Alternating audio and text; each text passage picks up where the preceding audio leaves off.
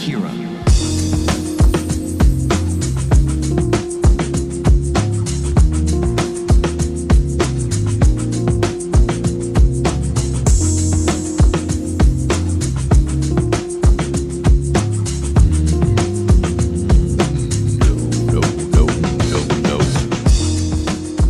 Good evening, everybody.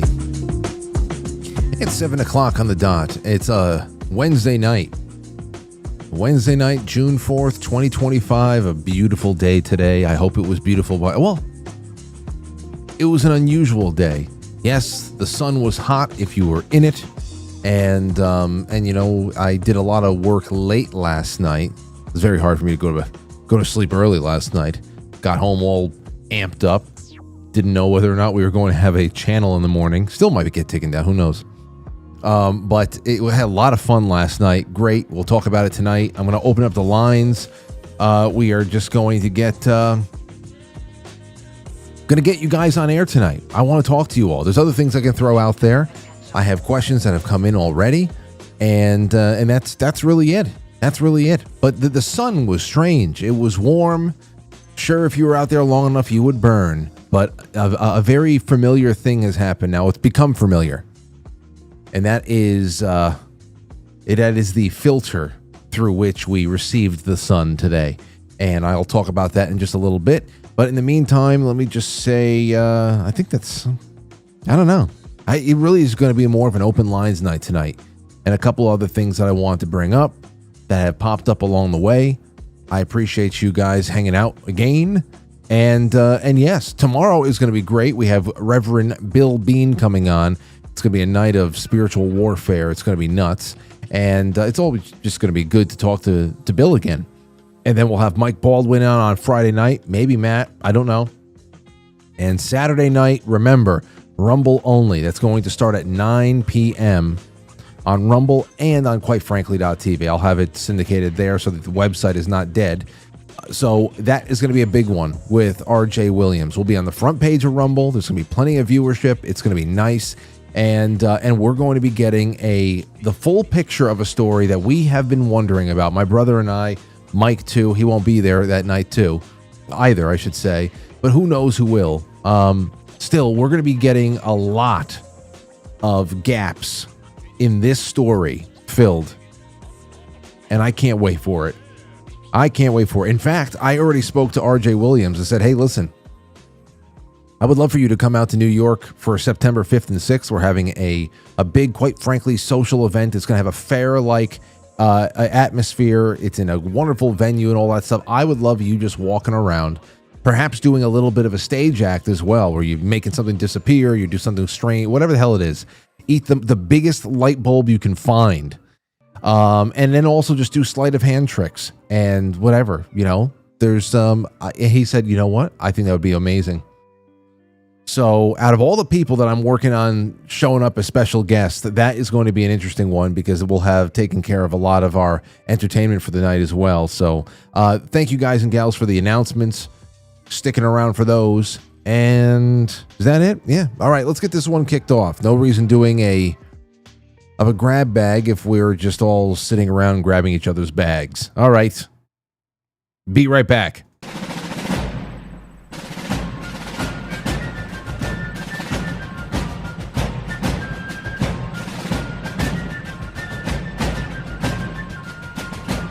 You let one ant stand up to us, then they all might stand up.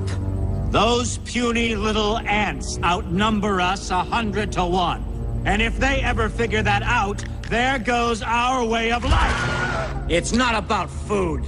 It's about keeping those ants in line. That's why we're going back. Does anybody else want to stay?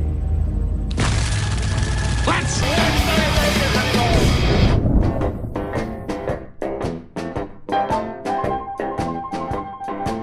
All right. So how's everybody feeling? Feeling good? I am. I'm feeling just fine. I have a few things I want to throw out there for news real quick. You know, we were talking about on Tuesday night when Rich Barris came on, we were discussing last night was Tuesday. Monday night. On Monday night, we were talking about what was going on in Ukraine and whether or not it's possible for the Trump White House not to have known something so enormous. Because, I mean, it is plausible only because when we were paying attention to what was happening during Trump 1, there was that big fiasco with the Pentagon essentially hiding where troops were in Syria so that the chief executive would not have the option to withdraw them even if he wanted to, which I think at least for a time he showed great interest in that. So if they're willing to hide troop placement from the commander-in-chief to make sure that the war goes on as usual and the status remains quo, then is it really out of the realm of possibility that they would one-up it and have, and have Ukraine, which essentially is NATO, is us, because we are, 70% of NATO, 60% of NATO, go in there and take out how much of Putin's long-range bombers or whatever the hell else, the kind of damage they inflicted on his Air Force. And, according to the White House, according to, what's her name, Kristen Levitt, listen to this, 13... She was kind of frosty. I got this from War. This clip was by way of War Clandestine. But this, where the hell am I? Hold on a second. Boom. Get out of there. And there I am. Great. So here's a pretty frosty 13-second clip. Take a listen to this. More on Ukrainian drone attack on Russia. Was President Trump informed in advance by Ukraine that the attack is coming? He was not. Carrie. He was not, and then took the next question. Looked pretty pissed. On behalf of him, perhaps? Now, I still don't know why I guess in that respect, perhaps the best thing is not to make a public statement, but to call Putin directly. And from what I have read, the White House has been in touch with Moscow, Putin directly, and that there was some kind of a message conveyed today that there is going to be a response. Of course, there's going to be a response. Of course, there is. So, is it possible? It seems like it is. It seems like it is. I mean, because you can't say that it's intel failure. No way in hell is it. It's not a failure of intelligence. It would have to be an intentional act to keep this from the White House. So, I mean, it looks they don't care about making any part of us, us look incompetent or anything else like that. This is just about, what is it about? What is it? What is it? So call in on that. Here's the other thing you can call in on, because there's more about this whole big, beautiful bill. I know the hijacking of BBB, Build Back Better. Now it's a big, beautiful bill. The CBO, and people say that this is an aberration or something like that, or it's deliberately misleading by the CBO, but it doesn't matter to me because it's way too much. It's not serious. The CBO finds that the big, beautiful bill raises the U.S. deficit by $2.4 trillion and saddles the next president, already talking about the next president, with fiscal drag. This is from Zero Hedge. White House Office of Management and Budget Director Russ Vought, you remember? Russell Vought? Has hit back over the Congressional Budget Office's scoring of the big, beautiful bill. Writing on X, OMB just reviewed the new CBO score of the one big, beautiful bill. It confirms what we knew about the bill at House passage. The bill reduces deficits by $1.4 trillion over 10 years when you adjust for CBO's one big gimmick, not using a realistic current policy baseline. It includes $1.7 trillion in mandatory savings, the most in history. If you care about deficits and debt, this bill dramatically improves the fiscal picture. So there is what's being reported by the CBO. There is what is being said, contested by Russell Vought, who that's one of the guys that we were talking about about in particular with Dilly when he was on the last time. Dilly will be back on with us in about less than 2 weeks, so we can throw all this out there. But then there is Elon Musk. There's Elon Musk, really upset, like just going, laying it all out there. And of course, he's being flanked by Rand Paul and Thomas Massey. And it's a whole big food fight. And at the center of it, it's a gigantic spending bill that really doesn't do, I don't know, it doesn't turn anything really around at all.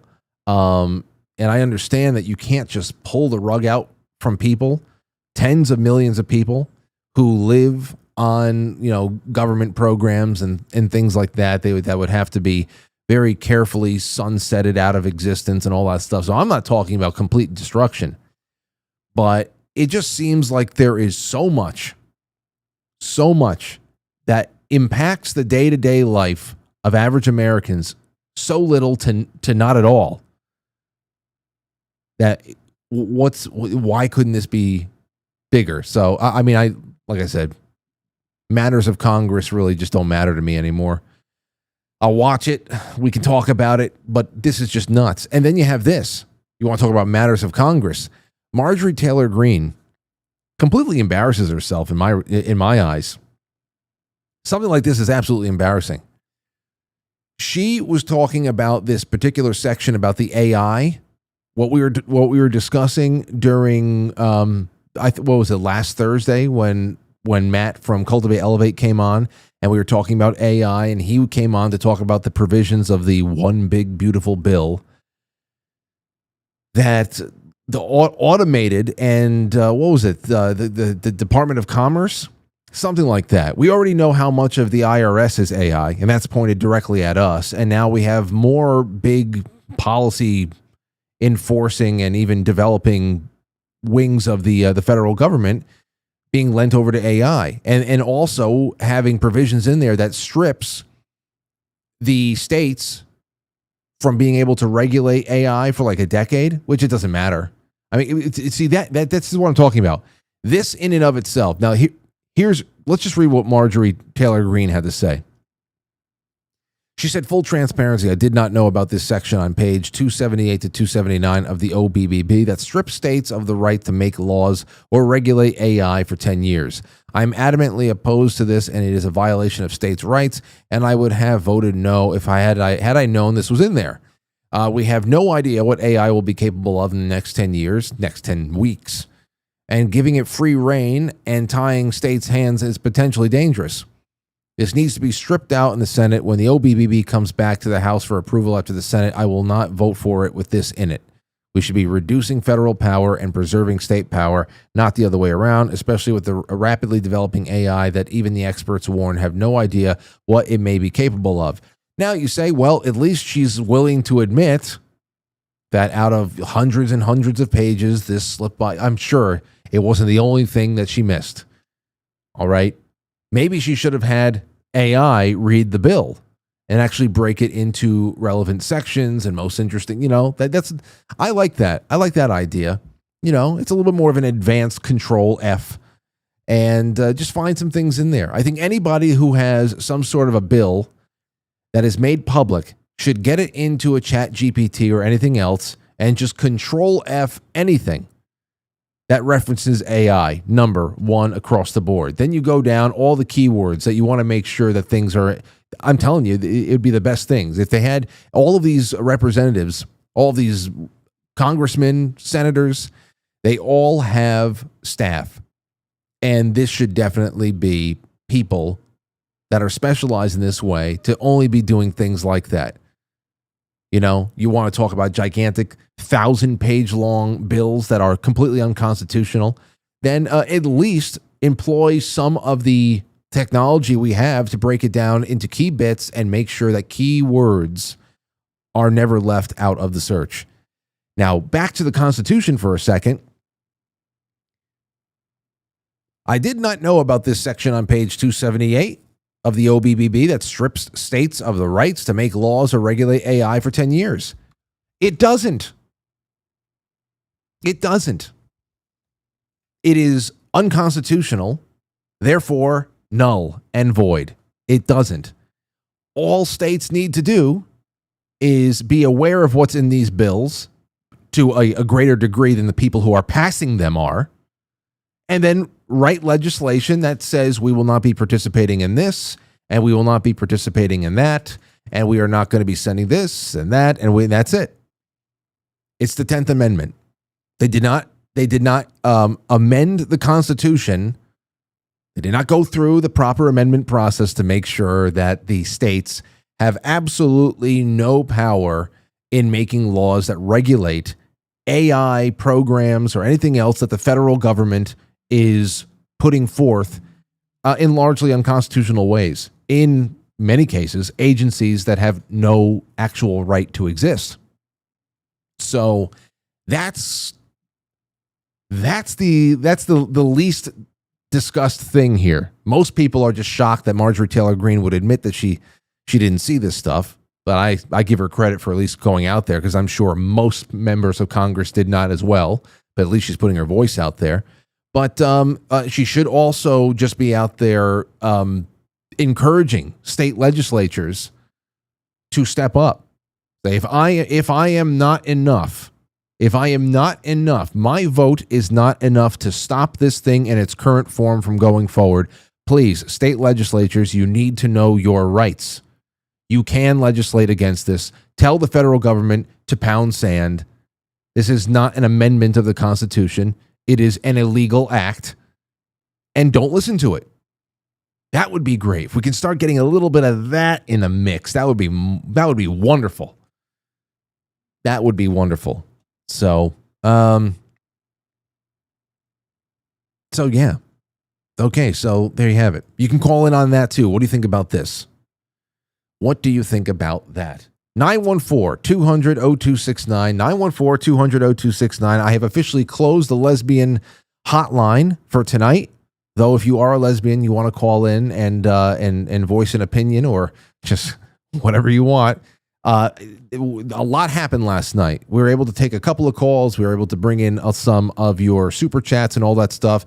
But for any thoughts, any opinions, anything that we did not have time for in the midst of the craziness, and a wonderful craziness it was, please give me a buzz right now, because I figured this would be a good night for a little bit of an open lines kind of an atmosphere.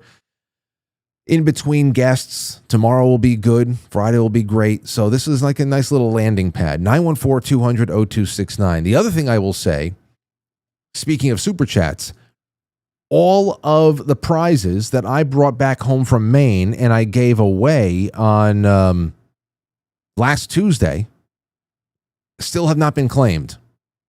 So by midnight tonight, if I don't hear from Sean Joe or Joe Martinez, I am going to re-raffle the espresso cups and the blueberry butter that I brought home from Maine. I am sure a lot of people are going to want to have another crack at that. So you got to email me. Email me.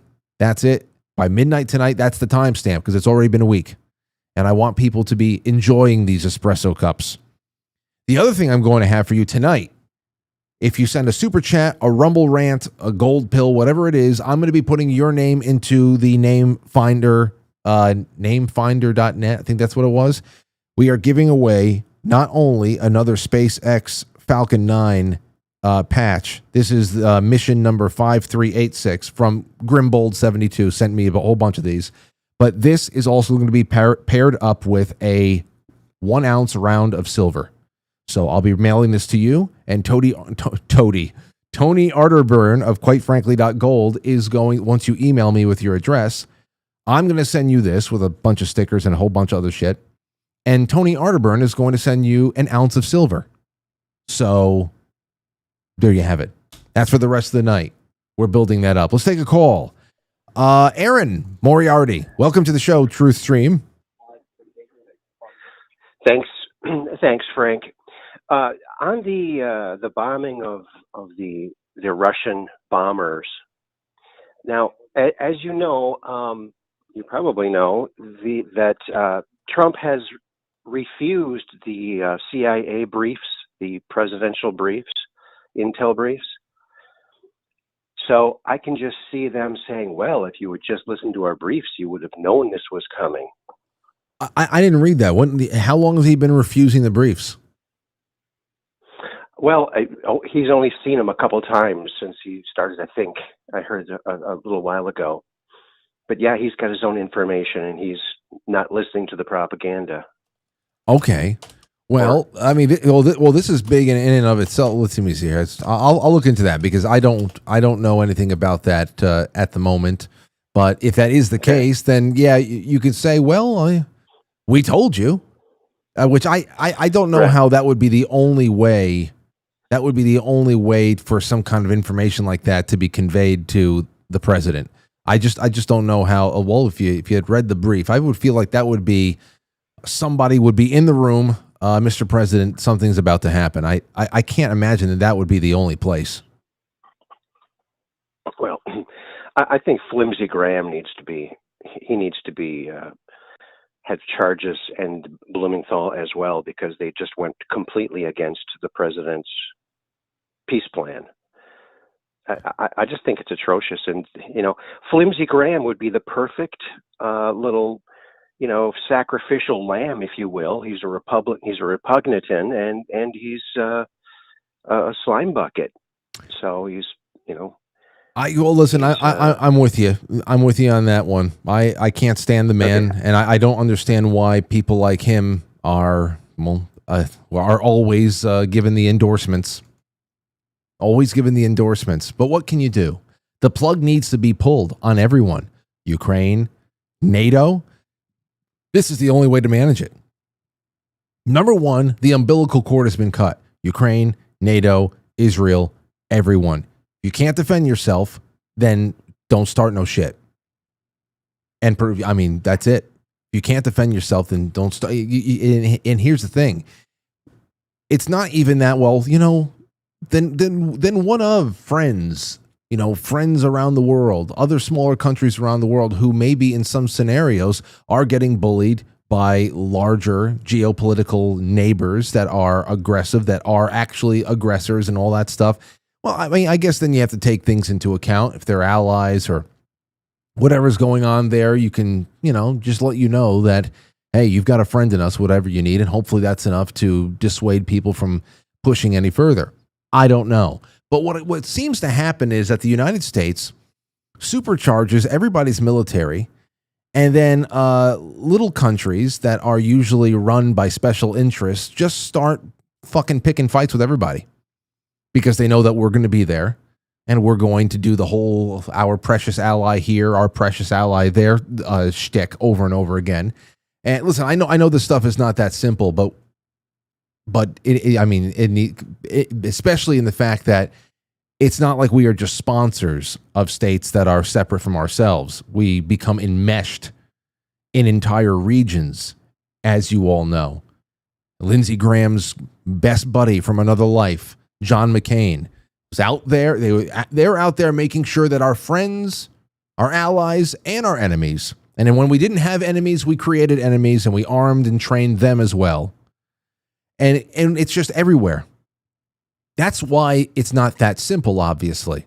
If you go beyond just the surface level, you understand that we are everyone, we're funding everyone, and at the same time, what do you do? So right off the bat, I'd say, okay, you guys want to fuck around, we're gone. I don't know I should ask Chris Ann Hall, because again, is our presence in NATO and the United Nations unconstitutional? Yes. But is it only reversed through an act of Congress, even though it shouldn't have happened in the first place?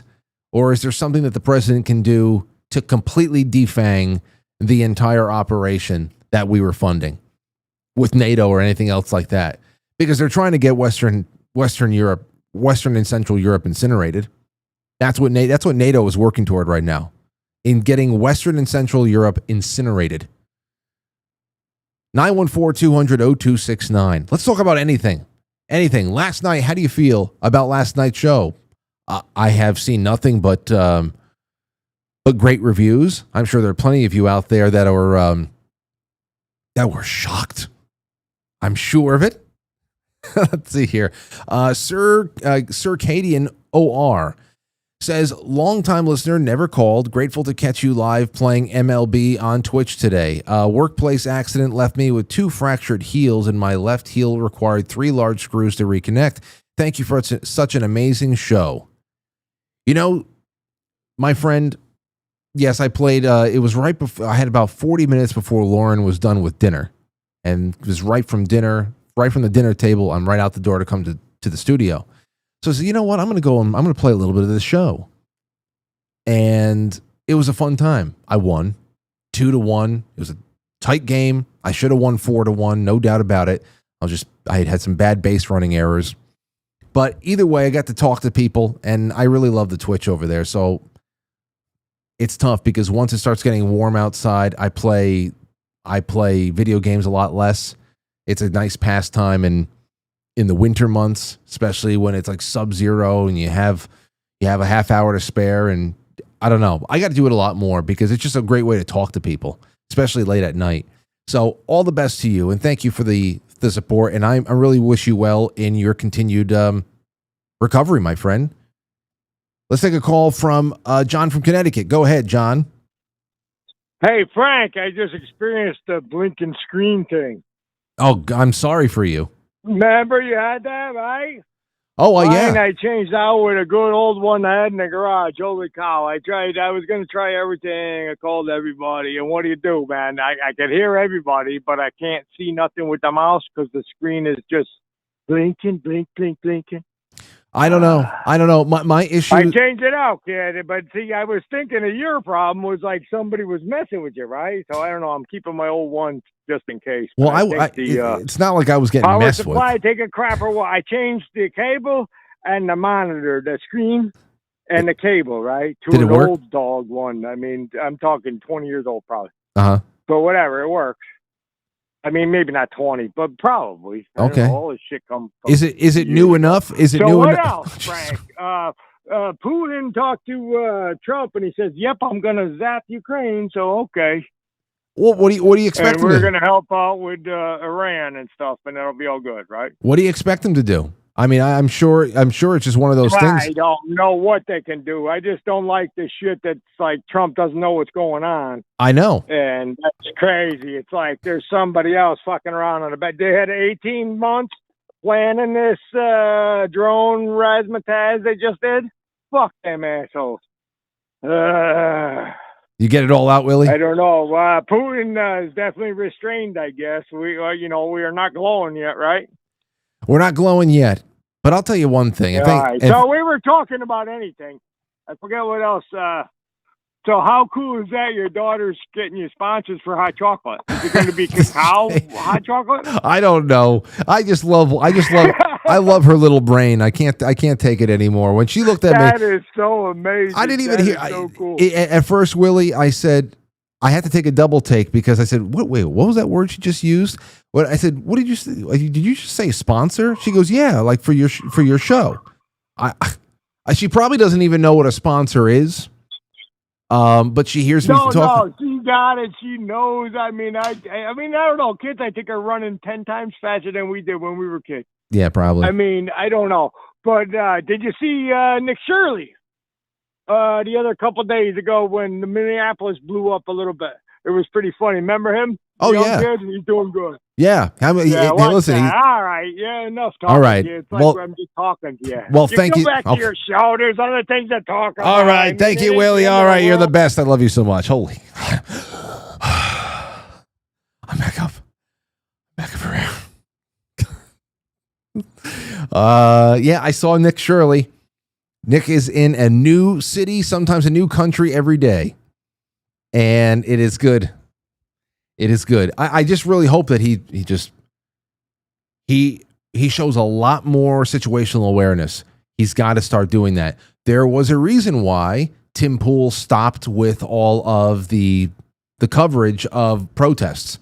Why Tim Pool stopped getting onto planes and going all over the world to cover protests and other, political things that are going on. It's people are going to start looking for Nick Shirley. And I'm not saying that they're going to attack him, but it's just they're going to make it his time in any one place a lot less productive. So I just hope that's all I wish for him because he's a really good kid, guy. He's an adult. He's doing great things. And yeah, but eventually you have to understand you're not You're not like a beat writer for the New York Yankees or something like that. You are covering mental illness that has not been institutionalized. It is not being treated. You're covering every day untreated mentally ill people who are gathering into echo chamber groups, who are already completely hopped up on one thing or another just to regulate themselves. Yeah, I think so. Yeah, it's Scott Ayan. Just as Nick should become a master of disguise. He really should. I think that would be the better thing. I think that would be interesting because that's something that somebody, at least maybe I haven't seen it yet, but someone who starts getting so much name recognition where they start altering themselves. Okay, tonight I'm wearing this Groucho Marx nose. Maybe it doesn't have to be that obvious, but definitely different mustaches. Maybe a googly eye.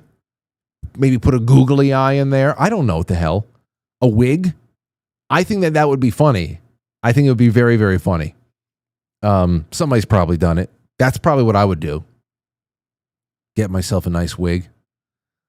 Let the breeze roll through my hair. It would be great. I would start adopting those personalities as like something that's permanent. Oh, geez. Yeah, as far as the Russia thing, of course Putin's going to respond. And what's Donald Trump going to say? No. Listen, show restraint. You just took out how many of his bombers or whatever like that. That was a major thing. And then again, I just saw yesterday that there was some kind of underwater explosives that was set beneath another bridge that connects Crimea or whatever the hell. So blowing up bridges, taking out Air Force deep inside of Russia. What are you going to do? Now, I wish we were privy to some of those conversations between Trump and Putin. I really do. What would you do if you're Trump? Because at this point, I would say, listen, and perhaps they've had this conversation before, but it doesn't seem like they have. I would say, listen, we all have our interests here. But let's talk about 2019 a little bit. Do you remember the beautiful, perfect phone call that I had with Ukraine? And we're talking about Burisma and all these things. We have very serious interests. The people who are out there in business in Ukraine, running the Ukrainian government, are the same people who impeached me for getting too close to that. Those are the people you want gone from Ukraine because their presence in that country on those strips of land make it a non-neutral, very biased toward NATO, non-buffer country. Can we talk about how to take care of this very, very common interest that we should have? That's what I would be talking about. Can we talk about the people who have set up shop in your southern neighbor? And because that's going to be the issue here for lasting peace going forward. And also to have just a little bit of retribution for what I was put through. That's what I would say. Anyway, 914-200-0269. You can give me a buzz whenever the hell you want. I saw people were talking about their dreams in Discord, the Discord chat this morning, and man, I had another reincarnation dream, which is always like a soft nightmare to me. I was dreaming about, again, older generations leaving this life, being conscious of, okay, our parents' generation is starting to leave. And then, our grandparents are mostly all gone and all that stuff. And then we're up next. It's our turn to depart. And I start empathizing with Aurora and how she's going to feel, which was actually kind of weird because I'll tell you why in a second. But then suddenly I was beyond that threshold of this life. Okay, I was beyond that. And I was kind of in space, but staring out into deeper space. And I can see what looked to be like different galaxies and star clusters and all that stuff. And I can choose a place to go next. But it wasn't like, I was picking a new life. It was almost like what I felt like it was happening in the dream was I was given a chance to go and reconnect with souls I once knew from different lives in different galaxies. Okay? That's what this is all going on in the dream. Only thing is that I didn't know which place, who was going to be where, which is always my biggest problem. And it's the biggest reason why I reject reincarnation out of hand, because I hate it. I hate the idea.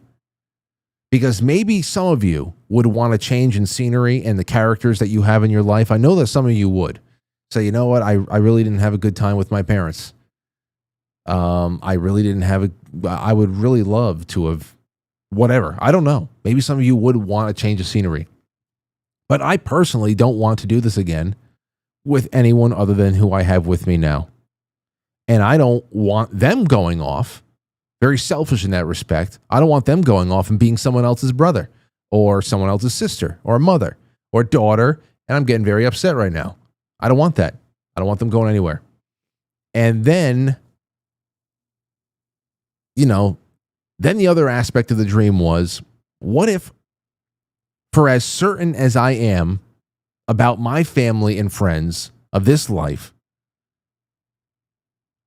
what if I'm as certain about them? I have been this certain, this is all in the dream, by the way, about people in other lives. And where are they now? Where are they now? And that is why I hate reincarnation, just the thought of it. I know we can get into biblical texts and proofs and denials and all that stuff, but that's just why I can't take it.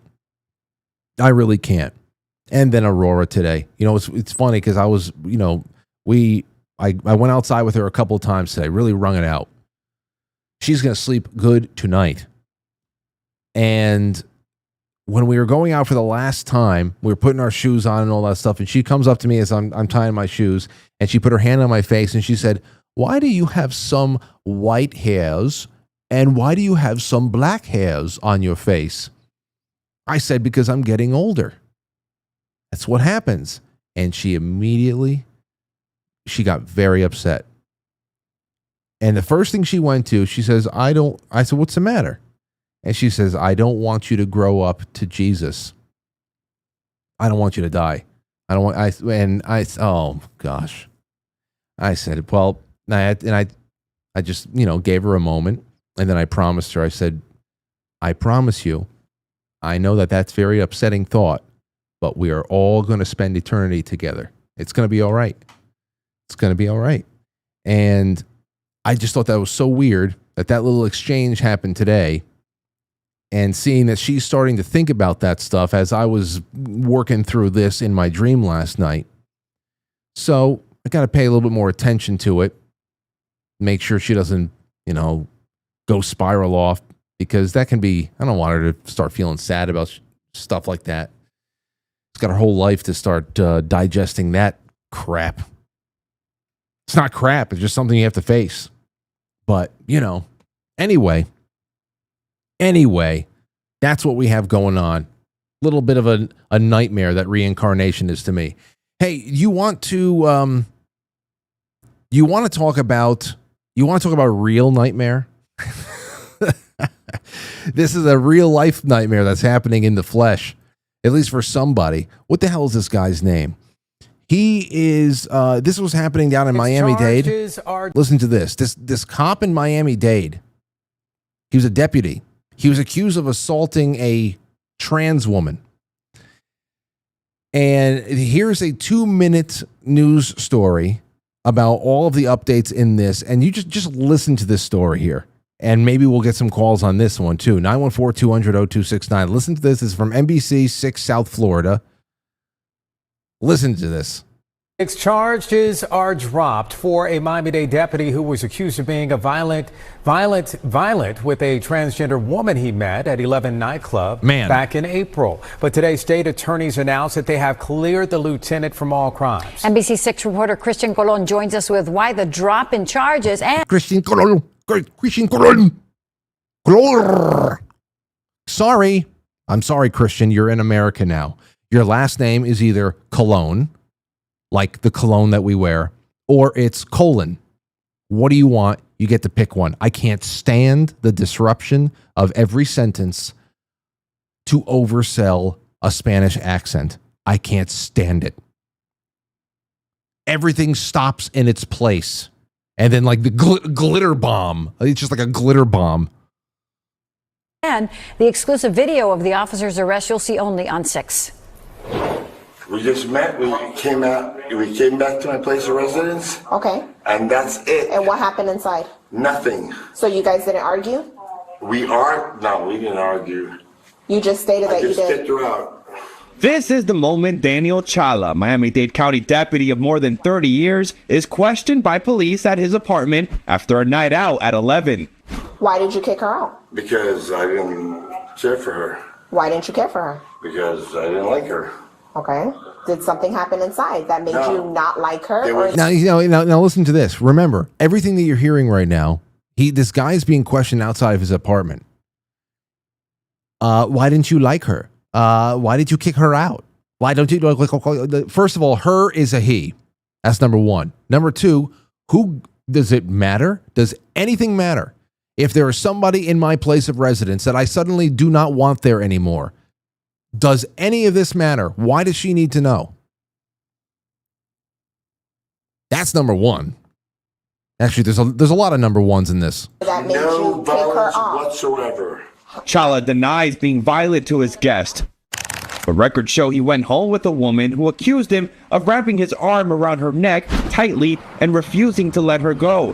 The woman, who eventually ran out to get help, records show was seen by witnesses bleeding from the mouth and with marks. Represented at all times that she was a woman, when in fact she was a man, meaning that she still had male anatomy. Now, I don't know what's worse. Is that I think maybe this might be the worst part of the whole thing, is that everyone in Miami-Dade now knows that this guy couldn't tell that he had brought home a man.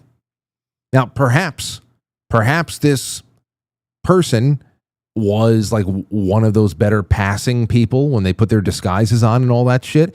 But, this also ties into a very unsavory statistic. The reality behind all of the trans violence statistics. We were talking about unsavory realities last night.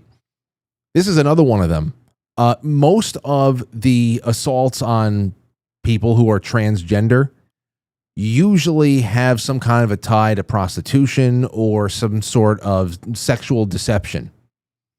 And at this point, we're talking about, it's hard for anybody to get just a grasp of what's going on here because of the dishonest way that media, especially over there at NBC and all their affiliates, are like charged with coloring in this story for everybody else. That it is, this guy brought a woman back and suddenly he rejected her because of some kind of a bigoted reason because she just had a penis dangling between her legs. And of course, if the penis was gone, they would have been a full woman, but she still had a penis. And that was a problem. Like, no, it's like even the idea that if you were removing that appendage, you have now crossed into womanhood. It's just this is fucked. And this explains a lot why what we were talking about last night is becoming a lot more prominent. And the pushback and all the other stuff. But listen to the rest of it. Here we go. Susie Rivero Ayala, Chala's attorney, says... What the hell was that? What was that marble mouth bullshit? What the hell was that? Susie Rivero Ayala, Chala's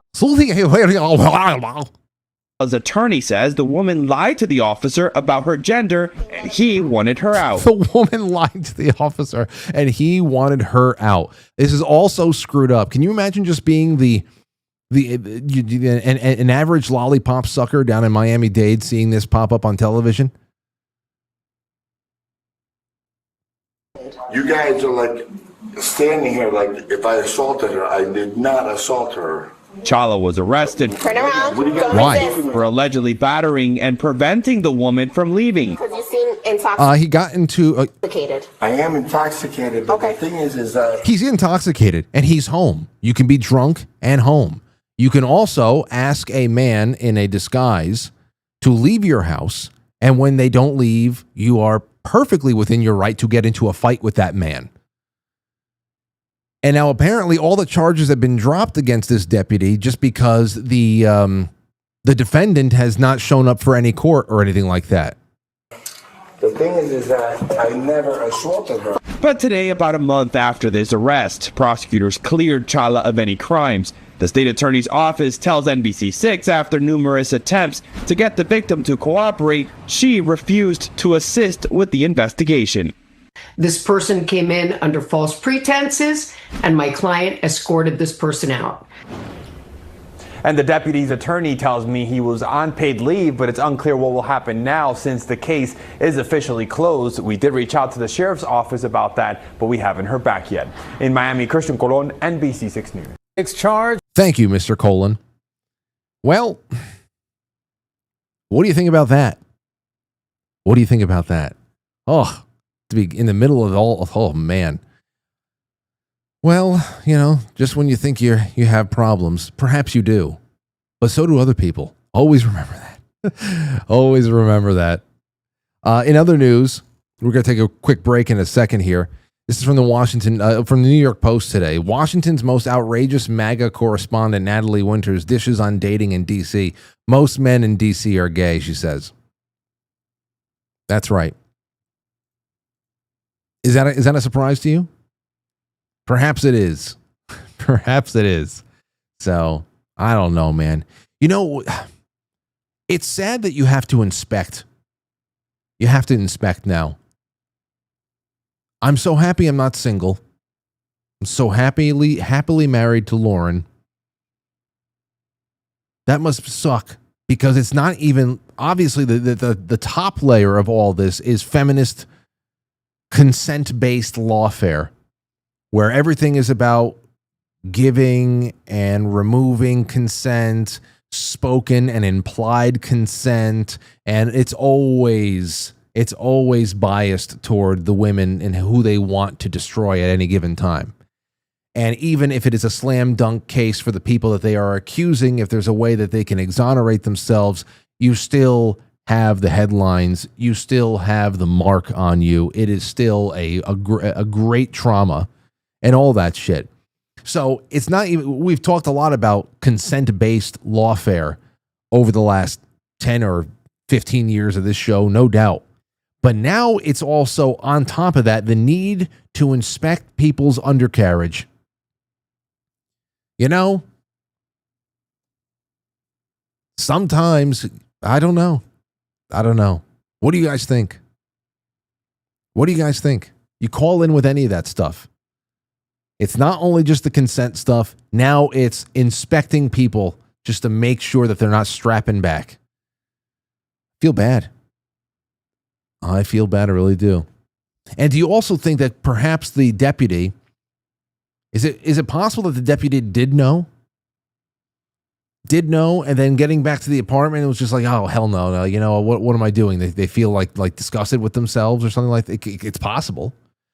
But it could also just be a big-time deception. If you're already drunk and you meet somebody in a nightclub and everything's kind of dark and, you know, I don't know, everything's kind of dark, all that practical effects that you can't pass with in the light, they kind of get neutralized. So you let me know. You let me know, everybody. You let me know about that. So that's a challenge in and of itself. And then, of course, if your story gets to the news desk, then you're really screwed, because that's when an entire news organization will continue to refer to the cross-dresser that you accidentally brought home. Of course, it was an accident. As a woman, you know? I mean, that is one of the more understated parts of the problem here, too, was the way that story was covered by the media. Anyway, let's take a really quick break. When we come back, it'll be more of your calls, your super chats, and so much more. I can't wait to get them. 914-200-0269. Warm up those phones. It's time to do it. Big.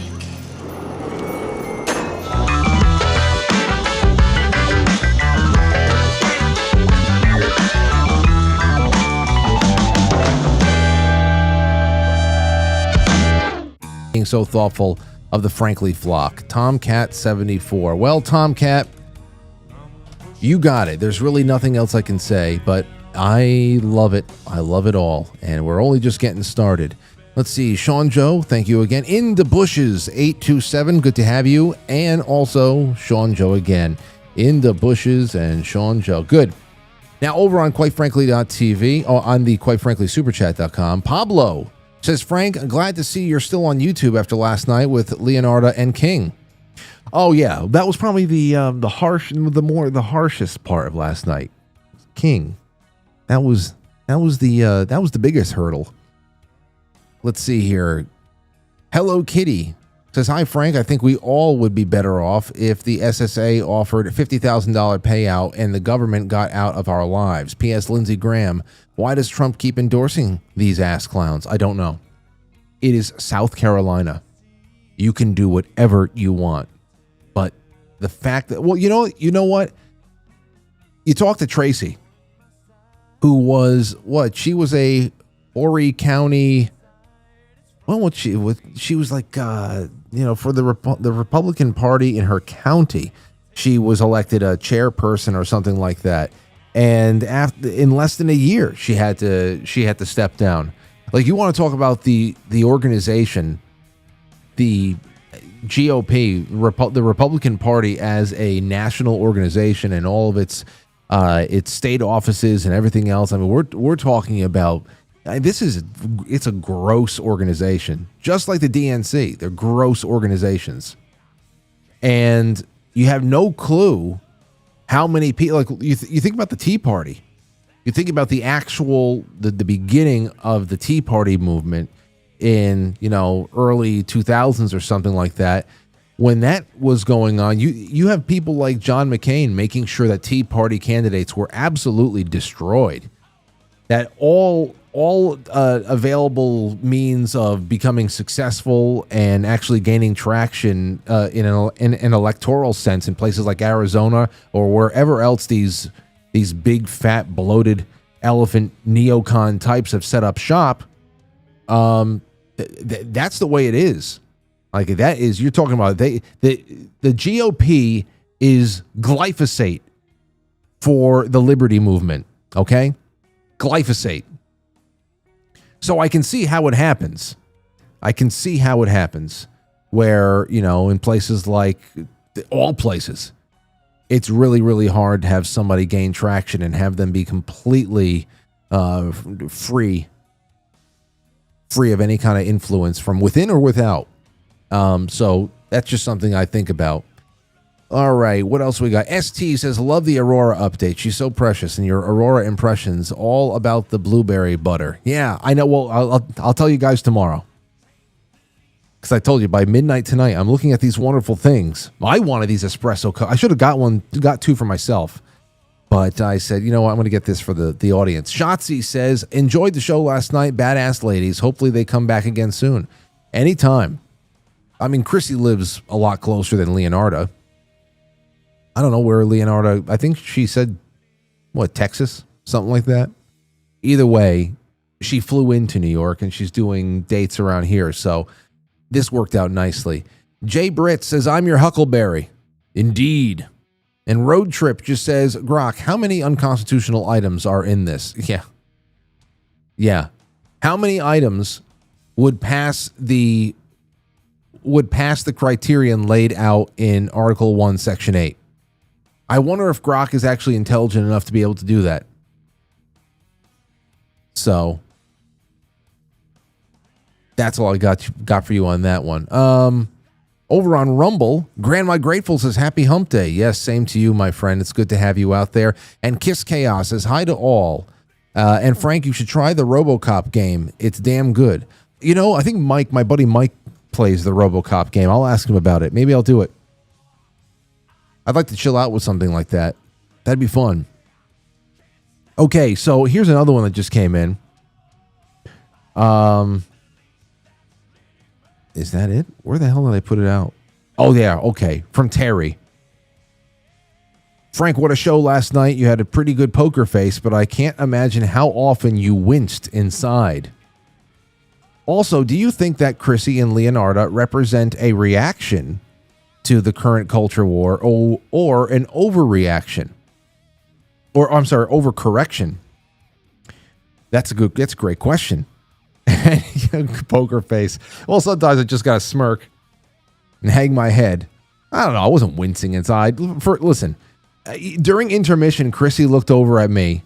Leonarda had left the room. She went to go use the facilities or something like that. And Chrissy looked over at me and she said, "Is it bad? Did we go too far?" I just put my arms up. I said, "What? So what are we going to do? Invite you guys over here not to be yourselves?" So, I mean, it's not like I didn't know what I was getting myself into last night. I'd love to have them both on as much as possible. But, we talked about this last night, too. When you're fighting a war within a culture war, where, I mean, that's what multiculturalism is. It's not that people come from long lines of, traditional family backgrounds. We had an Albanian in the room last night. Okay. That is a very proud culture right there. And so are Italians. But any of you who were raised by, Italians that came over in the late 19th, early 20th century, that very, very quickly, within a couple of generations, everybody lost speaking Italian. And that's because the older generations actually, at least in my family, refused to teach the younger generations, the newer generations, another language. You're an American now. We kept our faith. We kept our traditions for as long as there's somebody willing to fight to keep them. But other than that, we were all bound by this big love of country, and that is what you definitely need the most of, no doubt about it. And when you introduce multiculturalism to the point where we are starting to become discordant on the more foundational issues, that's it. That's the culture war. Multiculturalism is the culture war. You can't do that. You just can't do it. That's all. There has to be something held in common. So when you're fighting a war within a culture, you're really just talking about narrative versus anti-narrative. Who's setting it, and who's going to be able to butt up against it, and how's everybody going to keep each other in orbit, and who's going to win out? Because one side has to predominate. And in our cases, after a few generations of being taught that we need to be meek and tolerant and have suicidal levels of inclusivity, that's the only way forward. We've had many generations of that now, and now it's left us in a place where it's going to take some abrasive action to kickstart the heart again. And we are, as we said last night, we're talking about relativism, subjective nature of what the left would say truth is. There is no universal truth. So we're slaves to relativism at this point, on all issues, even so-called gender identity. It's going to be very hard to keep a population together when, forget about exalting all the same national heroes and the brilliance of the Constitution and how we can get back to doing. We've long since thrown that away. It's a living, breathing document. It was born imperfect, and it needed to be perfected by crazier, more mentally ill generations. And what Leonarda said last night about perfection being the beginning of the Bible, like the beginning of that, like the biblical timelines, and then everything just starts degrading. That's the exact story of the United States as well. We've had bumps along the way, but from the original intent of our nation, it's only ever gotten worse. The Constitution was violated in the Washington administration, and it's only got more bold there and there. And then once we get into the 19th century, where the progressive movement really started rising, there's a lot of that. And the Republican Party was the first real major progressive party. That was all. It's all been about central banking and central planning and everything else like that, mercantilism, and so it's something that has only happened and has only gotten worse for the prospects of people who want to have their lives completely unimpeded and not interfered with by the central powers. It hasn't gotten better. And that's why I always think it's funny when politicians like Barack Obama over the years used to say, continue to roll out those phrases like, in our continued pursuit for freedom. Where are we looking for it? Where is it? We're the only ones ensuring that we are not free. Where are we going to find this? Under which rock is liberty for all? Where was it? But of course, they all speak with forked tongues and they know what the fuck they're talking about. Oh, they know what they're talking about. They know that most of us don't know what we're talking about. We just get tickled pink by the performance art. But yeah, relativism, gender identity. So eventually it just gets to the point where simply stating that men can never be women, that seems like an insensitive, abrasive thing to do. You know? When you've already gone so far down the rabbit hole, saying something like that, as basic as that, can seem insensitive. And a lot of people think it is insensitive. So the ladies last night may not be packaging their message in a box from Tiffany's, but what are you going to do? You know, I don't see eye to eye with Leonarda on everything, but she hit some very vital points. First of all, there's crime statistics per capita. It shines a very unsavory light on Black Americans. It does. It really does. Black Americans know it too, because they're the ones usually calling for the cops, afraid for their lives when they're living in those war zones. But covering it up, that's part of the that's propaganda. And it's also meant, covering it up and deflecting and gaslighting people, it's meant to make things fester and to stir resentment. And the gaslighting people gaslights them into a rage. People get gaslit into a rage when a simple reality is denied. How are we not all seeing the same thing? Are you kidding me? You know, there are lives on the lines here. White Americans, Black Americans, everybody. There's an issue here, and you're ignoring it for what? Who do you want to drive insane? What are you doing? And this all has a point. The system knows that stuff. That's why liberals created programs that would kill Black Americans' political independence and their economic upward mobility, and shipped off a lot of their jobs that used to support entire cities like Detroit for so long. That's really what it is. It's about creating dependency and making sure that people never got really too free. Too free.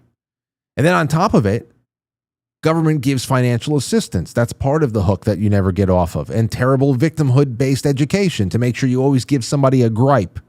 That is never about it's the government that made you this way. It's just you were born with limitations based on your skin. And this is the person you need to hate for it. And they're the ones who need to atone. And they have to work extra hard to make sure they can pay for the wrongs of their race. That's what government is in the business of now. That's how they buy votes. That's all the messaging. That's it. And it injects conflict into every area of American life as possible. That's what's going on there. And you know, I am a lot less black-pilled on how many Black Americans actually see that. Perhaps they're not going down the Ron Paul rabbit hole right now, but I know a lot more people see what the hell's going on. I know they are. But I think part of that realization is also realizing that they have just as little institutional power as we do, because we have no representation. And then you have trauma and grooming. Trauma and grooming as being major factors in the prominence of the LGBT special interests. Okay? That is a real thing. We've talked about it in the past. It's been a long time, though. And, you know, I know women who grew up in very stable households, who have good relationships with their fathers and are still gay. So it's not all born from man-hating, but political lesbianism is definitely a thing. And some women will commit to it out of protest, for sure. And in fact, on the flip side of that, this just came out today. I had this up on a tab, wondering if I was going to have a place to stick it in. That's what she said. No, that's what he said. That's what I said. This is from the Daily Wire today. Have you considered changing? Florida teens asked to consider becoming gay in a class assignment. Now, I don't know if this is a hypothetical or not, but still, Florida high school students were drilled for being straight, asked to consider being gay, and told that straight people are to blame for overpopulation. Oh, according to, see, again, how racist of them. If the world is overpopulated, they're saying, liberals are saying that we need to decrease the population of brown countries and Asian countries. That's it. There are less of these hated white people every year as they have countdown clocks to the day that we are no longer majorities in formerly white continents. They have countdown clocks to white majorities becoming minorities, and yet they continue to say the world is overpopulated. Well, who's doing the populating then? And when are you going to tell people that we need to kill a bunch of brown people?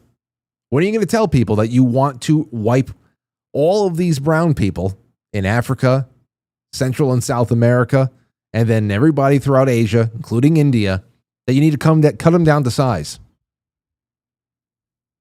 They'll continue saying it, though, because nobody puts two and two together. We're too fucked up.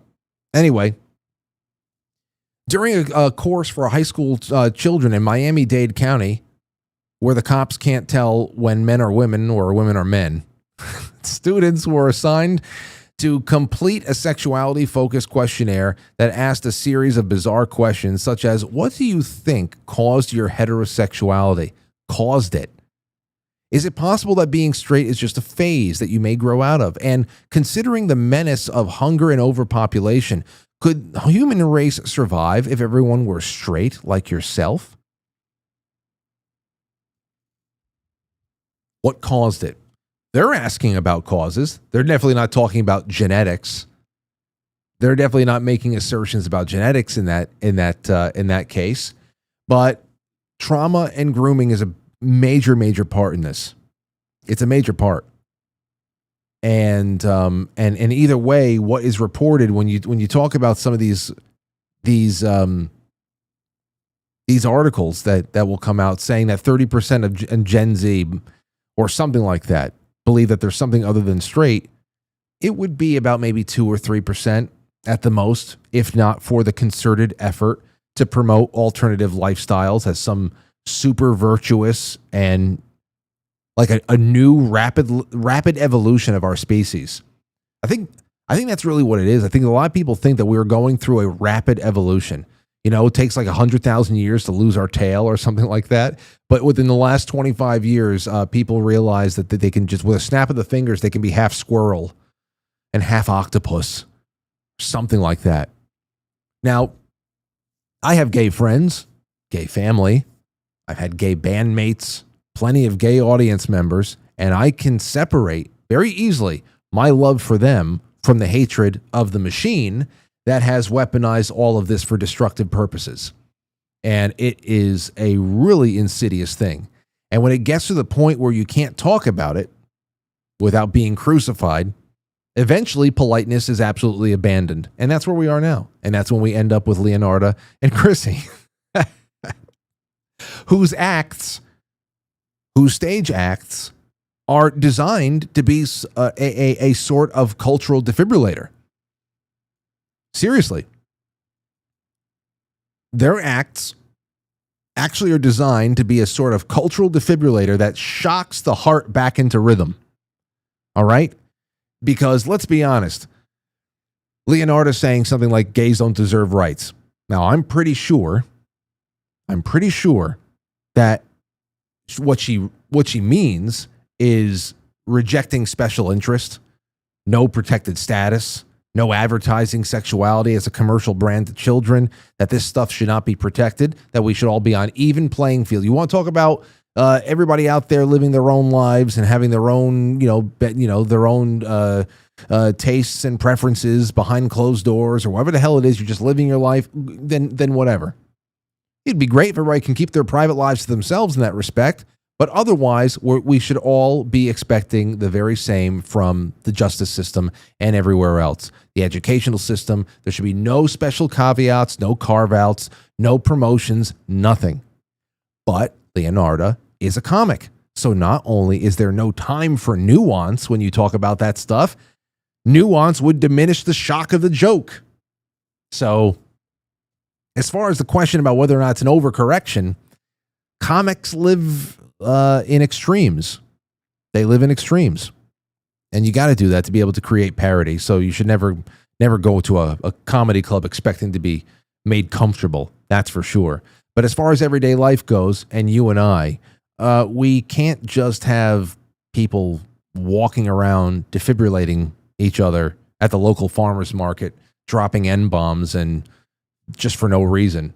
What's that going to fix? What's that going to improve? And how is that going to impact your ability to just live in the world?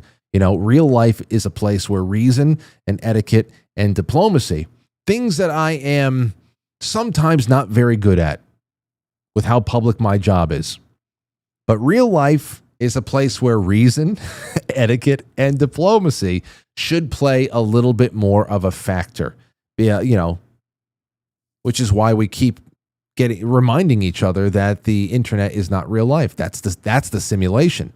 So the people who hate us the most are the ones who are working to create the overcorrection every day.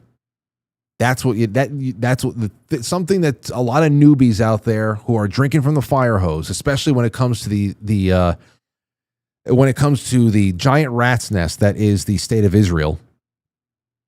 A lot of people, a lot of newbies who are drinking from the fire hose have to keep in mind to be able to resist the overcorrection. That's the prime example. There's plenty to be said about the geopolitical, clandestine, and also esoteric force that is the state of Israel.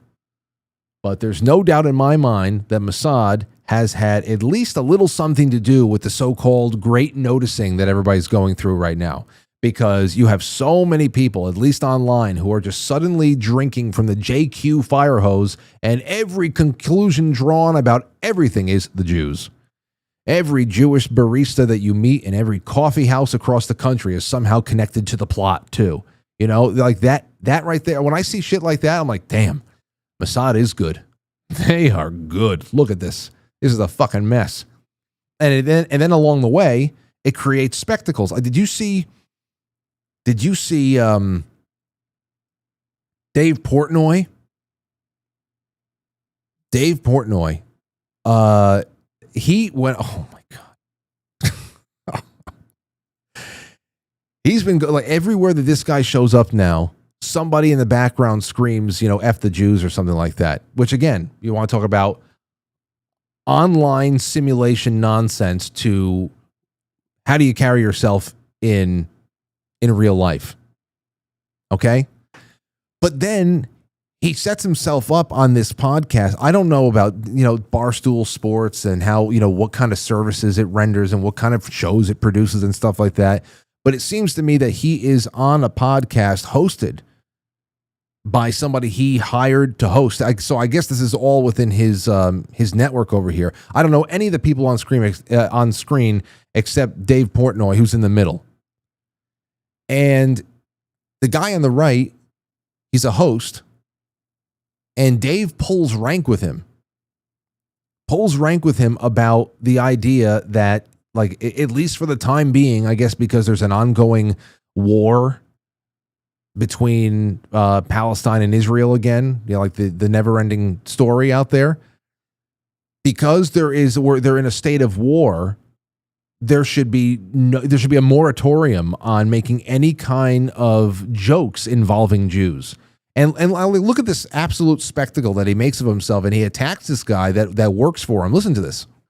If you just want me to kick him out, not mention it, not care that this kid is anti-Semitic, shut up. If you just want me to ignore it. Don't tell me to shut up. Shut the fuck up, you bald fuck. Okay, go ahead. How's that? Oh, it's kill. I'll never recover from that, Dave. Go ahead, continue.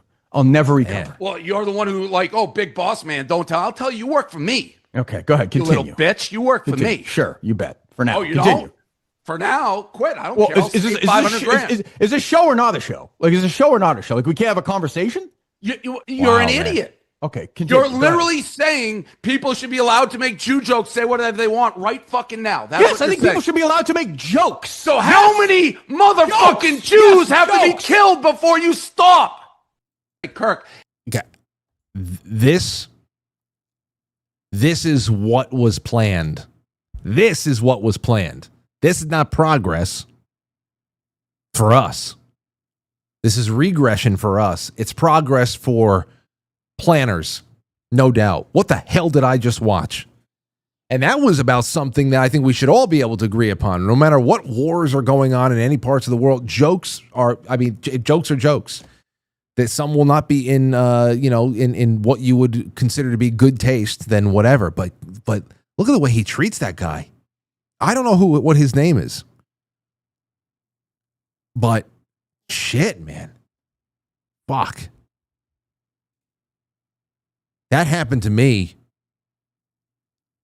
It looks like they're doing this shit remotely, but if we were in the same facility, in the same room, that room would be destroyed.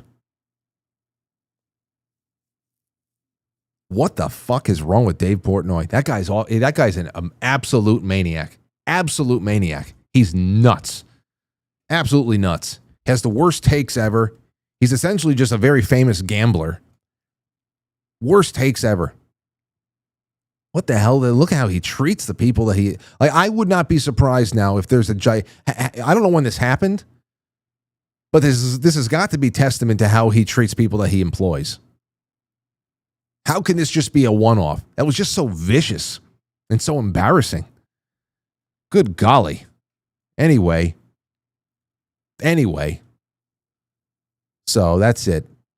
And again, and he's talking about how many the bloodshed that is going on in that region right now. And these are the kinds of things that people are noticing. Yes, there's the official stories about who started what's going on, and between which two forces is this any one conflict or another being waged. But then when you look at the fallout of innocent people, and God, what's happening to Palestinians is just absolutely horrendous. That's why I say I want the cord cut on everybody. Everybody, cut the cord. The bloodshed out there. You know how we are most privileged when it comes to shit like this. That is unstated. Is that we're able to actually tune out. You don't have to see parents, carrying dead children, whether they be Jews or Palestinians, whatever the hell it is. Dead children. That is just the most obscene of sacrifices. The most obscene of sacrifices ever. But the way that so much of this is covered, it just seems like there is a lot more worth placed on. It's just I don't know. There's no words. It's no words. This is what's being done to us, man. That is just ridiculous. So I'd like to hear from you. Give me a call. Give me a buzz. We're going to take another really quick break so I can add some more of your names to this name picker, because I'm going to be giving away this SpaceX patch and some silver. So 914-200-0269, 914-200-0269. We'll be back in a flash. Conspiracy. Who's that nifty new dreamboat that has the dollies flipping their lid? It's Frankie! That's right. Join your Made in the Shade host of Quite Frankly. Quite Frankly streams live Monday through Friday, 7 to 9 Eastern, and everywhere you find your favorite podcast. Goose it on over. For everything else, it's quitefrankly.tv. Frankie! Woo! Woo! Woo! Take a mouthpiece and you put it in a length of tubing, it'll resonate on certain notes, and I'll show you how that works. Here's a mouthpiece alone. But when you put it in a piece of tubing, it comes out about like this. This is just a plastic funnel, but this is just like the bell on the brass instrument. And what this is like a megaphone. It actually takes that same sound and makes it louder.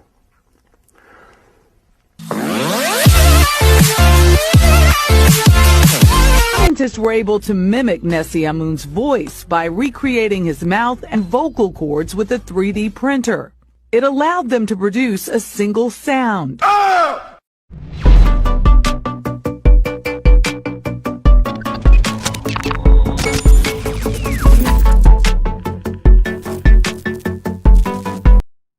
Oh, that was a.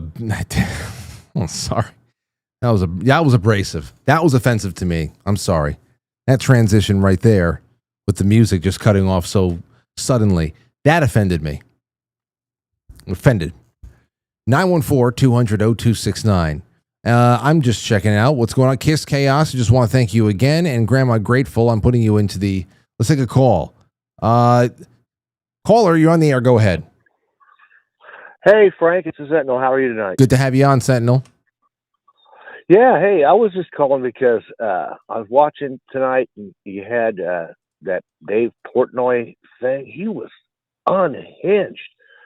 And it made me think about all the things that have been going on lately in the news, from Ukraine to the Egyptian dude with a flamethrower, and how these stories have a pattern. Wait. What Egyptian dude with a flamethrower? Yeah, in Colorado, the guy that threw the Molotov cocktails with the makeshift flamethrower, he burned up a bunch of people who were protesting against Palestine holding Jewish hostages. Okay. Over the weekend. Yes, I remember that. I remember the headlines vaguely now. Yes, go ahead.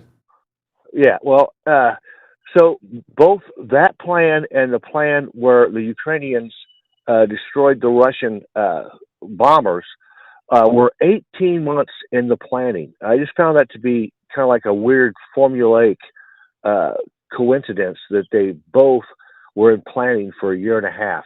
Not that that couldn't happen. It's just interesting in the narrative how those things are coming up in parody, along with other things. But I can't really think of them off the top of my head. But I really wanted to react to Dave Portnoy just being a jackass. I mean, that was over the top. I mean, he could have a strong feeling that he doesn't approve of that. We don't have to treat that dude that way. The guy was trying to have a conversation with him. So, I know. Fuck that guy. No, I know that. You think about that.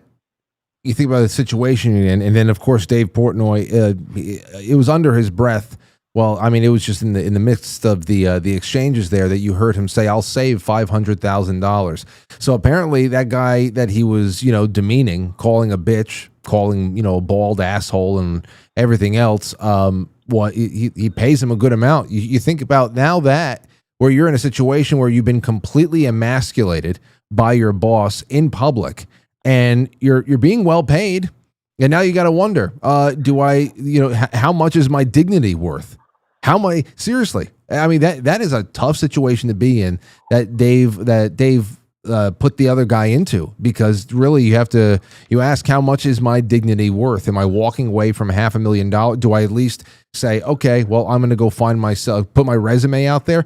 There's not a lot of people looking for, professional podcast hosts. You either have to go into business for yourself, or you have to know somebody like Dave who's willing to pay you to fulfill some kind of a media goal that you have for your company. So that's rough, because you would think that if you are getting paid that much money, that's a pretty nice, cushy job to be doing something so fun. And suddenly you've been whipped like that in such a public way. It's embarrassing. Like, what do? You can't can you really go to work the next day and put that under the rug? I don't get it. No, you can't. I mean, you have to. You're like, I can't even talk to this person because I'm going to have to hurt him.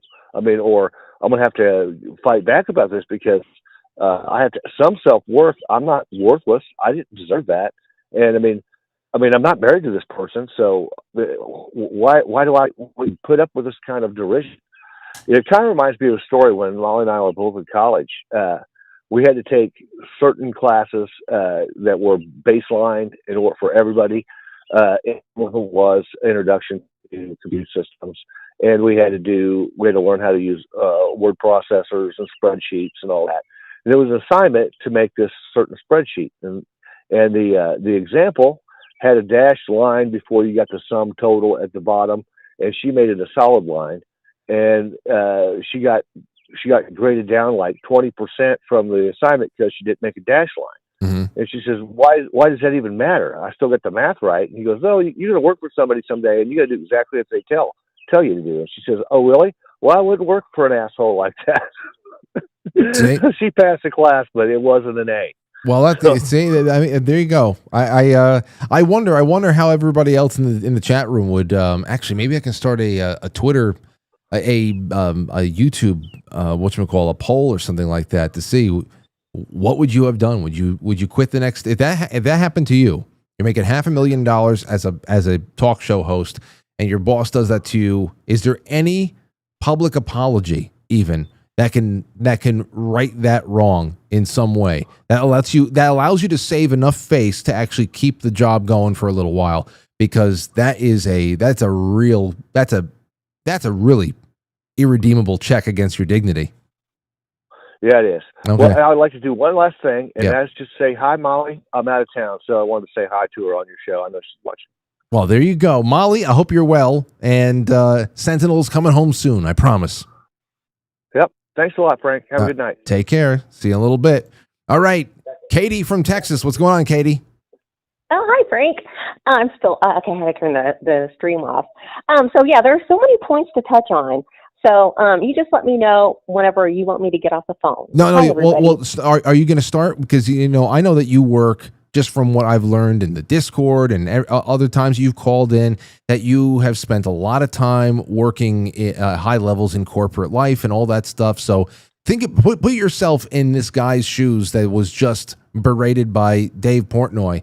What do you do the next day if you were in the host's shoes? You know how much money you're making, but your boss just did that to you in public. What do you do?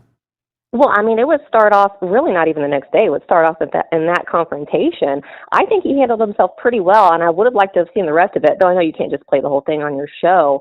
But I would have remained calm and been like, yeah, you should be able to make jokes. And I would have just made, Dave look like the idiot asshole that he was being. And by that guy remaining calm and sticking to his points, I mean, Dave looked like the idiot there. And then I would just continue with that. If I decided to continue to work for him, I would just, do that every day for the rest of my tenure there. Just to force his hand then and get fired then? Yeah, pretty much. Yeah. That's it. I mean, I've done that like over and over in the corporate world. But that's just who I am as a person. But yeah, one of the points I was going to make real quick, I won't take up too much of your time, was being that I've always been in like the corporate world. I started off at Apple, which is like the gayest company in the whole world. Like almost everybody that works there is gay. And I was totally in the minority. And, those were my best friends. And, I still love them like family to this day. And those were like some of the happiest years of my life. And we were in our young 20s, always partying together, drinking, smoking weed and having the most fun. And they were all like lesbian. And we situations where everybody was like drunk and high, and they would all be like ganging up on me, trying to convince me to turn lesbian. And they're like, raising their voices, and they're like, why don't you, just be gay or whatever. And I'd find myself saying like, look, I was just born this way. I'm just normal. I don't know. And then we would realize what was happening. It was like the reverse situation of what you would see in like a PSA after school special or Lifetime movie, but it was reverse. And I just thought that was really funny. They were trying to groom me into being gay. It's if somebody goes to like conversion camp or something like that, it is marketed and covered with just like breathlessness. That, oh my gosh, this is a crime against humanity that somebody's going to conversion camp or something like that.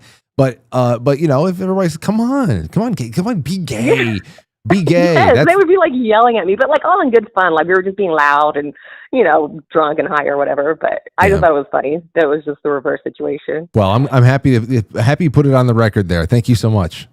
Okay, no problem. Bye. All right, there's Katie from Texas. Great call. Let's see. Let's see, what the hell do I have over here? A couple other things, but whatever. We'll just take another call. We got a call from Cape Verde. What's going on? How do you know that? How are you, Frank? Hello. Who is this? It's Ray. Ray in Cape Verde. What's going on, Ray? It's good to have you. What do you want to start with? We've got a funny delay. Well, what you got to do is stop listening to the stream and just listen to the phone. I haven't got the stream on. Oh, so I'm in delay on the phone. Okay. All right. So you know what? Just say what you got to say so I don't interrupt you then. All right. Do you want to talk about Ukraine or Palestine first? Whatever points you want to make, I would just say go to them, make them as concise as possible. Okay, make them as concise as possible. Okay. Just all I was saying is Ukraine. America's got no. It can't make. It can't be the mediator in this because America started the war back in 2014. When No Name and Victoria Nuland went over there and started the coup. They overthrew the democratically elected government. So that's the Ukraine thing. But wait. Eh?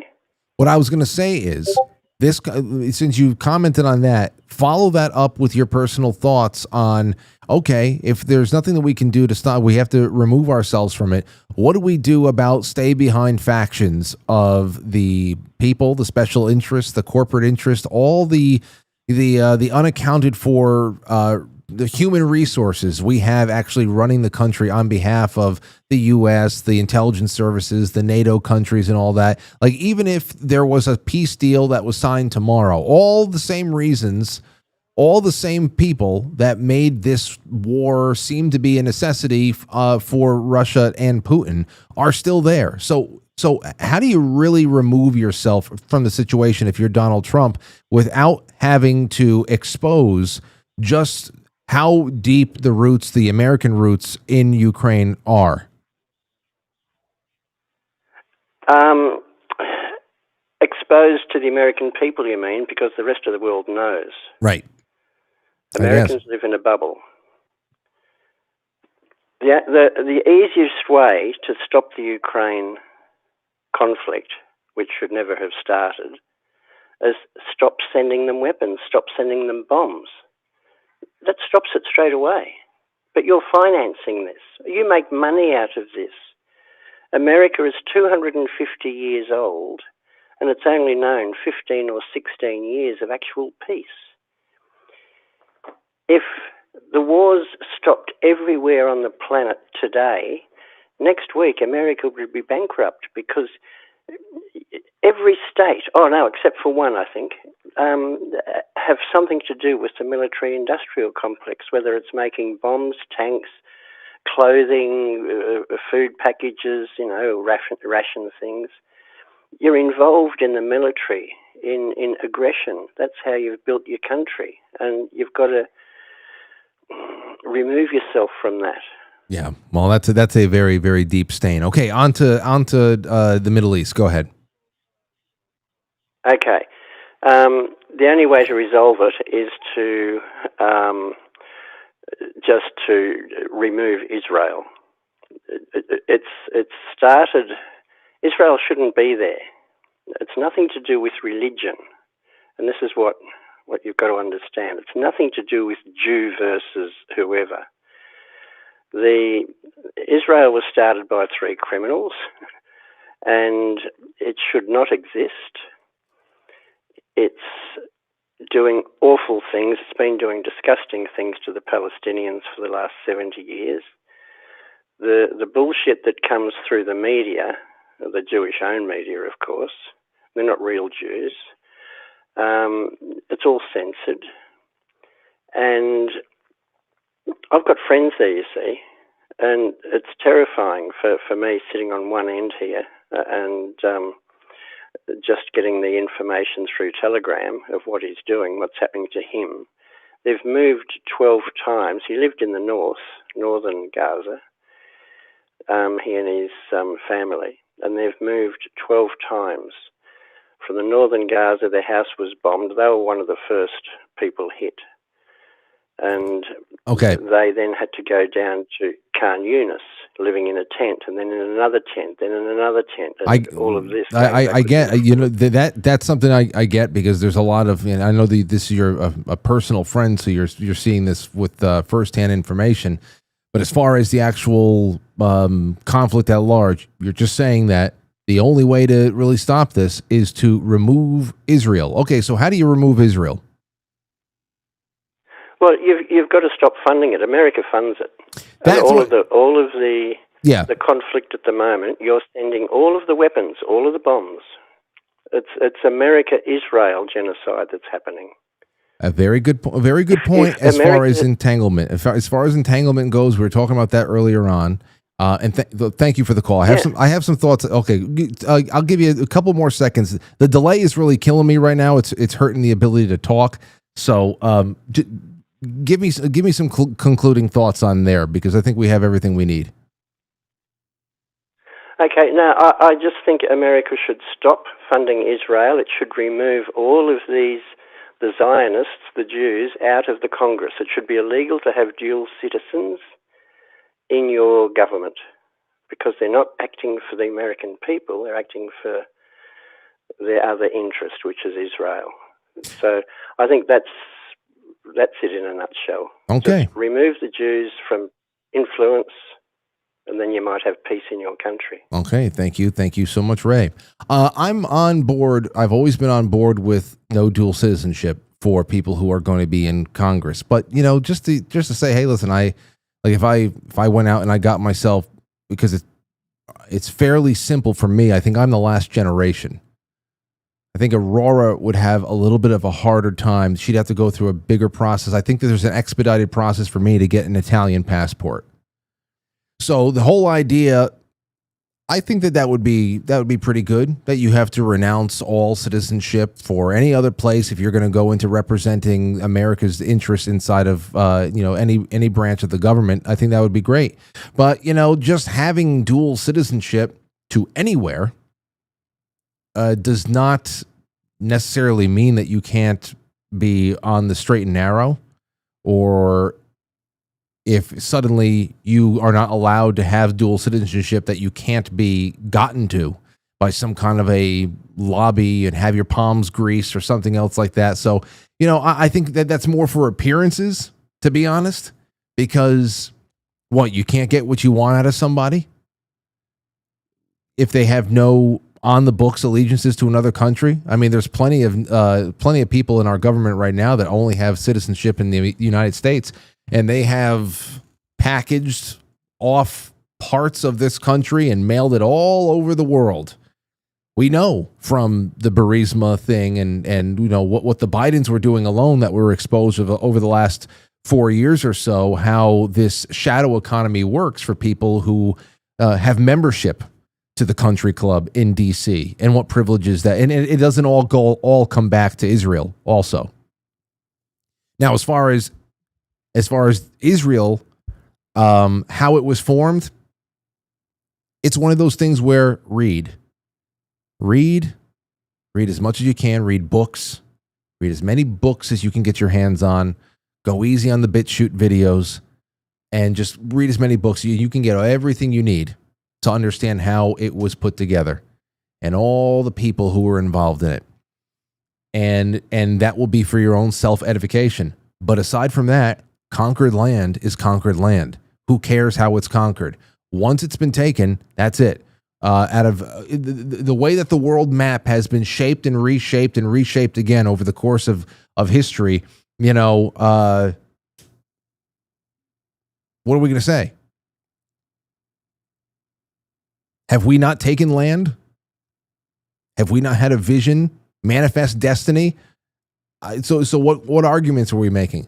I don't care. It's just one of those things where you take note of how things happen and who was behind certain things, and you just keep track of the bouncing ball, and it gives you some ideas of how things are working and what's going on. But conquered land, I mean, what are we going to do? Why are we going to rectify that situation? So Israel, as a state, I don't care that it exists. I think that there are bigger esoteric reasons for its existence. I think that with the way that this is all being set up, it may be used as a gigantic sacrificial offering one day. I really do. I really, really, truly do. But other than that, yes. Not only do I mean, right across the board, all foreign aid, none. Not a dime to anyone. Not a dime to anyone. So I'm with you. I am with you. I don't want to see a dime of foreign aid go anywhere. We don't even have to go into specifics. Everybody's cut off. It's over. That's it. And then regional powers have got to rectify their own situations. That's it. Let the region work itself out. But it's just going to take time and removal of ourselves from the situation. That's what I think. All right, let's see here. 914-200-0269. Let's check. We got Steve Robinson says, did you get the 20 VCRs I sent you? Thank you, Steve. Yes, I did. Yes, I did. I got the 20 VCRs. I've got all the VGA cables and their respective what adapter upon adapter upon adapter, like 5 generations worth of adapters to be able to hook up my VCR to my cell phone so that I could tape all of the YouTube videos that I watch onto magnetic tape, the VHS. So thank you, Steve. I'm starting to build up my library. Even though I just got finished taking all my family VHS tapes and sending them off to be digitized, not only on DVD, but also on flash drive. Now I'm going back to tape. Leanne says, great show, great chat tonight. Thank you, Leanne. Thank you so much. Joe Martinez says $5. Hello. Hey, what's going on, Joe? Good to have you out there. Pablo says, hey, Frank, glad to see you're still on YouTube. Well, that was from before. Well, thank you. I've got all caught up with that. Remember, we got about 5 more minutes. 5 more minutes to send in a Rumble rant or a super chat or something like that. Quite frankly, superchat.com. And we are going to draw a name for not only this mission patch. This is mission 5386 SpaceX, and it's going to be accompanied by a 1-ounce round of silver brought to you by Tony Arterburn of quitefrankly.gold. Let's take a really quick call from Paul. Paul, you're on the air, and you're the last call tonight. Go ahead. Holy crap. 2 times in a row, man. Hey, man. Do you remember me from last night? I do. It was a good show. I do. It was great to have you on. Good show. Yeah, and by the way, you really sound exactly the same as you do on the podcast. So I don't know what they're talking about. So yeah, you sound exactly the same. Okay, so my voice still has it's still yeah. a No, it sounds lower. like Frank. Yeah. I don't know. It must be everybody else's receivers then. It could be. I don't know. All right. Well, what do you got for us, Paul? Dude, I just wanted to say, hey, man, tell Matt he's got to come on Friday, okay? I'm going to tell him. And, okay, please do. And we all love him, and we missed him for a long time, and it was a great show last night, I got to say. And, man, I was so surprised. I just called. I couldn't believe I even got connected again. And the night before, I called in 9 times before I even got connected. Wow. Now, yeah. 2 in a row. I was just 2 in a row, and it blows me away. Wow, holy crap, Frank. Well, listen, I'm happy you got through. I will pass the message along to Matt. Hopefully he will oblige. And because I know that Matt really likes Mike Baldwin. I actually just talked to Ping Trip. Mike Baldwin's awesome.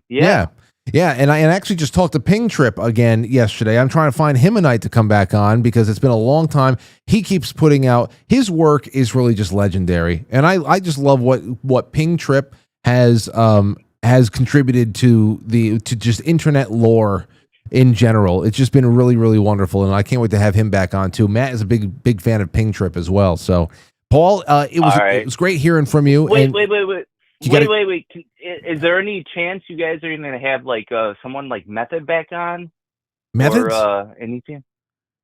Well, yeah, I'd love to have Methods back on. I usually the topic usually precedes the booking with me. So if anybody ever had a topic that they wanted to propose that they think would go really great with a certain guest, then by all means email me. I'm always looking for those, and we're always putting guests on our target lists and all that stuff. And yeah, that same thing with past guests and friends like Method. That I would love to have him back on. He's great. Even SGT and Red Pill 78 and stuff Sean, like that. yeah, Sean's got to come on. I always tell Zach and Adel that they should come on, but they're always so tired at this time of night because they've usually done about 5 hours of streaming prior to me going live. So I'll figure it out because I want to have a panel with those guys again. I appreciate your call, Paul. It's good to have you on. All right. All right, let's see here. So here we go. Steve Robinson just sent that in about the VCRs. We got Leanne, we got ST, Joe Martinez, Pablo, Kitty, Shotzi, Jay Britz, Road Trip, Circadian. That was all over there. We got Jay Semo that just came in on Rumble to go along with Kiss Chaos and Grandma Grateful. I'm adding them to the names. And I got a whole bunch of people over here on Rumble. Let's give this thing away, shall we? Hold on. On quitefrankly.tv. Witchy Poo, hello. Rival696 says, just fight the boss and move on. Well, he wasn't in the same room. I would love for there to have been a brawl. I mean, that Dave Borton, that would have, holy shit. Seeing that, I don't even know what the show is, to be honest. I'm just looking at an employer and an employee, and I'm just shaking my head in disbelief. Sean Joe again, thank you. Robert Sarnes, C. Blanche, Witchy Poo, you guys have been great. So, and Valhalla says, I want to be in. Why the heck not? The much love, Frank. So there you go. That is with the patch. We're going to send you a coin, but also I'm going to send you some Keto Brainz samples as well. You know, Molly said she's going to give me some full bags to give away as well. I would just like to remind everybody, I've been giving it out to a lot of you, and many people in this audience are using it now, and I'm glad that you're seeing what I'm seeing. If you want any samples of that, get in touch with me. The link to the Keto Brainz is in the description of the episode. It is also, you have a one-time 20% off code of Frankly. If you're a monthly subscriber of the show, a sponsor of the show, which we need your sponsorship so bad. I'm not one to take things that are going on behind the scenes and turning them into money drives. But if you like this show, please patronize the sponsors and also become at least a small monthly sponsor of Quite Frankly through quitefrankly.tv on the sponsor tab or any of the links that are in the description below. Patreon, Subscribestar, or directly through quitefrankly.tv. We give so much value to you guys and gals, so much exclusivity, so much behind the scenes, giving things away. We show our love in a multitude of ways, and it's because this is the way we have to compete, to give more and more and more and connect on an intimate level, because, you know, we're not pulling in numbers and stuff like that, like the big guys. So we have to find a way to compete. And eventually we're going to get big breakthroughs. Really is. And this show is driven by you guys and gals. So if you enjoy hanging out with me every night, Monday through Friday, if the show was never on at 7 o'clock, you feel like there's kind of like a gaping hole in your chest. Think about that and become a sponsor, because you can do it for as little as $5 a month, and you're getting hundreds of dollars of value in return. The culture clubs, the Sunday streams, all the stuff, the behind the scenes stuff I post to all the platforms that you're going to be open to. And I'm even calling you now. So if you sign up through quitefrankly.tv or Patreon or Subscribestar, I'm going to tell you, hey, well, listen, if you want me to give you a call to welcome you aboard, leave me your number as well as your address, because you're getting Keto Brainz, you're getting everything else. That's all I got for you right now. And yeah, so let's see who wins. Let's see who is winning the patch and the silver and some Keto Brainz. Boom, boom, boom. And ST has won. ST on YouTube. Good for you, ST. Give me so email me. If you want your silver, you got to email me, ST, Frank at quitefrankly.tv. I'll know it's you. Put something nice and big and catchy in the subject line, and we'll get this all set up. He's got a mission patch. We're going to have Tony has also given me a couple more rounds of silver to give away to people, so we'll do more of this. Because I have a few more mission patches here from Grimbold out there. Thank you again, Grimbold. And I appreciate you guys. Now, listen, I'm about to go cut out right now because I'm going to do some overtime with Matt Christensen over on Matt Christensen's channel. So that'll kick off around 9 o'clock in about 8 minutes. And then we'll go until about 9:30. And that is when I will go home and drink some mineral water, stare at a wall for a few minutes, and then contemplate a shower. It's got to go beyond contemplation. It needs to happen. After today, that's in order. Tomorrow's going to be a scorcher, and I can't wait. Oh, Pink Sun. Let me just say this so I don't have to change the title. This is the third year in a row now that we wake up in the morning and we see a pink haze across the sun. And it gets around on the news as well. Oh, well, the Canadian wildfires are kicking up again.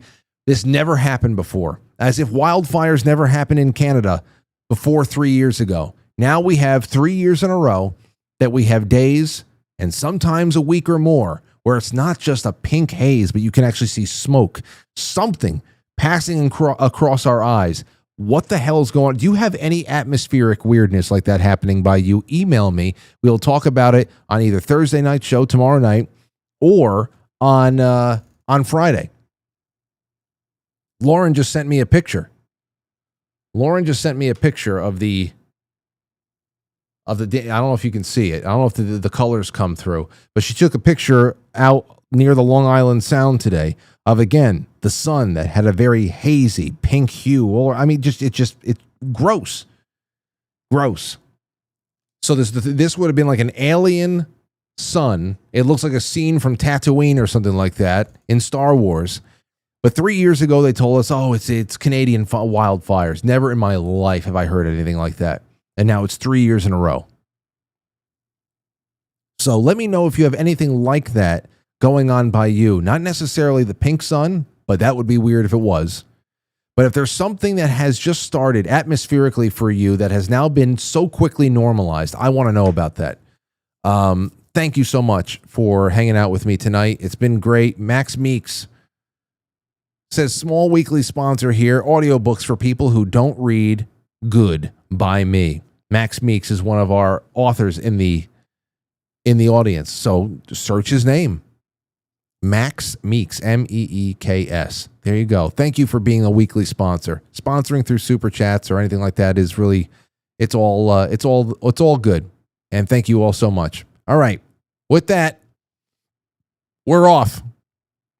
We are off.